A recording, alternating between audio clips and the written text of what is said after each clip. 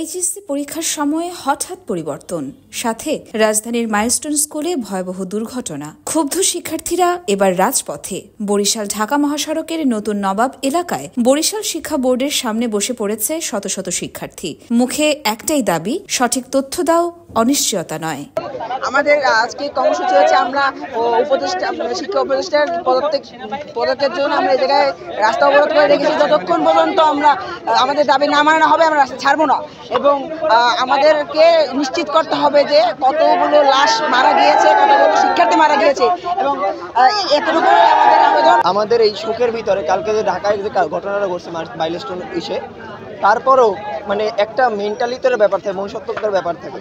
সেখান থেকে কিভাবে একটা ট্রমাটাইজ একটা জাতি নিয়ে কিভাবে আমরা পরীক্ষার হলে বসতে পারি। ঠিক দুপুর 12টার দিকে শিক্ষার্থীরা শিক্ষা বোর্ডের চেয়ারম্যান অধ্যাপক ডক্টর ইউনুস আলী সিদ্দিকীর সামনে শিক্ষা বিক্ষোভ শুরু করে। ফলে বরিশাল ঢাকা মহাসড়কে সব ধরনের যানবাহন চলাচল বন্ধ হয়ে যায়। অ্যাম্বুলেন্স ও জরুরি সেবার যান ছাড়া সবকিছু স্থবির।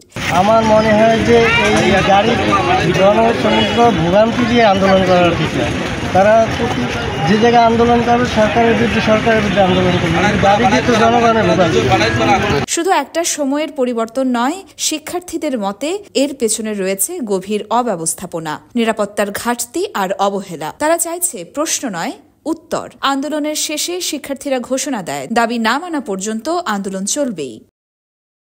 এইচএসসি পরীক্ষার ভবিষ্যৎ, শিক্ষা ব্যবস্থার স্বচ্ছতা আর প্রাণের মূল্য, এই 3 প্রশ্নে এখন উত্তাল বরিশাল। শিক্ষা মন্ত্রণালয়ের কাছে শিক্ষার্থীদের একটাই বার্তা, জবাব চাই। কোনোভাবেই দায়িত্ব এড়ানো যাবে না। ইয়োরমা শায়ের জাহান, দেশকাল নিউজ।